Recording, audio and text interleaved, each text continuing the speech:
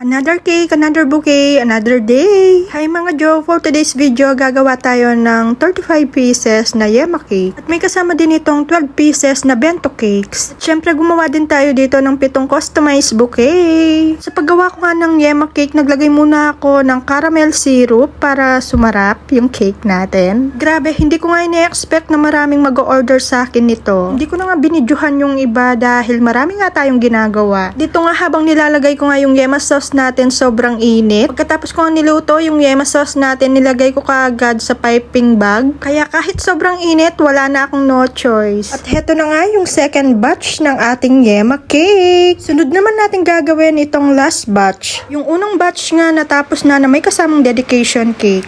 At mamaya ipapakita ko nga kung ano yung mga ginawa kong dedication cake. Opo, nakagawa pala tayo ng 2 dedication cake nung araw na to dahil gipit tayo. Maglalagay nga tayo dito ng I love you ma'am na topper sa mga bento cake natin. Dito nga pinasok ko na nga yung isang mesa para magkasya yung ginagawa natin. Simple lang yung ginawa kong design para hindi tayo maubusan ng oras. At dito nga medyo napalaki yung cake natin. Kaya kapag sinara mo yung clamshell, sumasagi yung paruset natin. At alam nyo ba, isang araw ko lang ito ginawa lahat. Oh my God. Hindi ko alam nung time na to kung saan ba ako kumuha ng powers ko para matapos ko ito lahat. Yung pagbe-bake, pag-frosting, yung paggawa ng yema sauce, lahat yan isang araw lang. Kaya mapapa-thank you Lord ka na lang talaga. Siyempre bago matapos ang video na to, gusto ko muna magpasalamat sa ating mga clients. Thank you for trusting and choosing Cakes by Cake. Lalong-lalo na sa mga clients ko simula day 1 hanggang ngayon. Thank you so much po. Grabe, sobrang saya ng puso ko dahil sa magagandang feedback na natanggap ko sa inyo. Naway wag po kayong magsawa. God bless you all. Dito nga nagpauna na nga ako ng 4 na yema cake at saka 2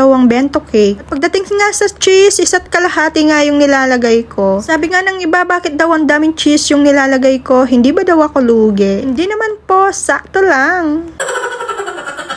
At sorry naman po sa mga nag-order na hindi nabigyan, may cut-off po kasi tayo. Naubusan na po kasi talaga tayo ng oras kaya hindi ko na magawa. Kaya sana po, kentutuki, maraming tamo pong man-order. Dito nga, rinibon ko na nga yung cake natin tapos naglagay ako dito ng Mother's Day na tag. At sunod naman itong yema cake. Sabi ko nga kanina, hindi sabay-sabay yung pag-deliver namin dito. Kaya patingi-tingi yung kuha kong mga picture. Sana sa susunod, magkasabay-sabay na. At buti na lang may nagawa akong fondant na bulaklak na topper. Kaya yan, nung nasira, nilagay ko na lang yung mga fondant topper natin. At heto nga yung sinasabi kong ginawa kong 2 dedication cake nung araw na to. O diba, kapag gipit, sa rush order kumakapit. Nagpagawa pala dito yung tita ko tsaka yung kuya ko. Thank you so much. At pagkatapos nga, natapos ko na nga maribon yung last batch natin. O diba, ang ganda sa mata. At pagkatapos nga, tuloy-tuloy na nga yung pag-deliver namin. And yes po, gumawa din tayo dito ng mga pa-bouquet. Money bouquet, chocolate bouquet, dried flowers bouquet, and single bouquet. Siyempre gusto kong magpasalamat sa ating mga clients. Thank you for trusting and choosing customized bouquet by Kay. Bago nga kami pumunta ng magalang, dumaan muna kami dito sa May Severa. Nagmamadali nga kami dito kaya konting clip lang yung may papakita ko. Heto nga yung naging ganap.